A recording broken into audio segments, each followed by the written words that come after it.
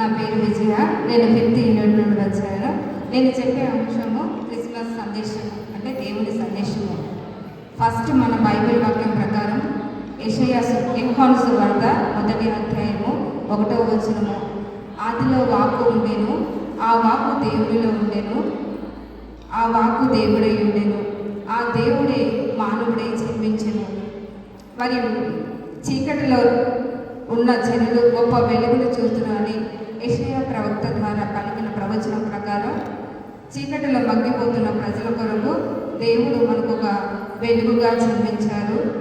అలాగే యెషయా ప్రవక్త 7వ అధ్యాయము 14వ వచనము, ఒక స్త్రీ గర్భము ధరించెను, ఆమె ఒక కుమారుని కనెను, ఆయనకు ఇమ్మానుయేలు పేరు పెట్టెదరు. ఇమ్మానుయేలు అనగా దేవుడు మనతో ఉన్నాడు అని అర్థము.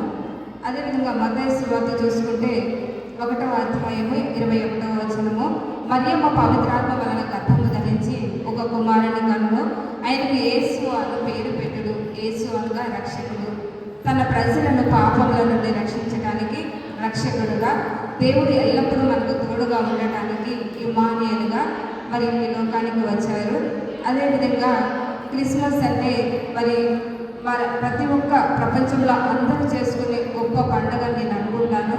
మరి కులమత భేదాలు లేకుండా, ఎలాంటి తారతమ్యం లేకుండా, పేదరికము ఉన్నవాళ్ళు అనేది లేకుండా సంతోషంగా సెలబ్రేట్ చేసుకునే ఈ క్రిస్మస్కి నేను కొన్ని నిర్వచనాలు చెప్తాను. క్రిస్మస్ అంటే ఒక గిఫ్ట్ అంటాను నేను.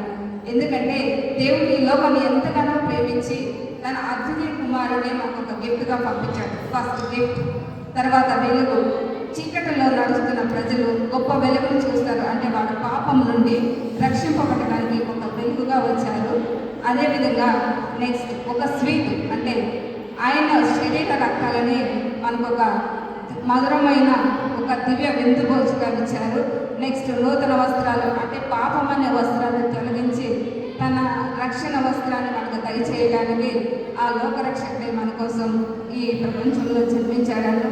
అదేవిధంగా మనమందరం కలిసి సంతోషంగా ప్రేమానురాగాలతో ఈ క్రిస్మస్ని సెలబ్రేట్ చేసుకోవాలని కోరుకుంటున్నాము. మనలో ఎలాంటి తారతమ్యం లేకుండా ఒకరినొకరు తగ్గించుకొని ప్రేమానురాగాలతో మరి సంతోషకరమైన వాతావరణంతో మరి మనమందరము క్రిస్మస్ సెలబ్రేట్ చేసుకోవాలని మనసారా కోరుకుంటున్నాము. Thank you to all. Happy Christmas అండి.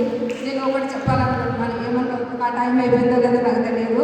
నేను క్రీస్తు గురించి ఒక్కరికైనా నా దేవుడు సజీవుడు అని చెప్పాలని నేను ఎప్పటి నుంచో అనుకుంటాను. అదే నా నిరీక్షణ.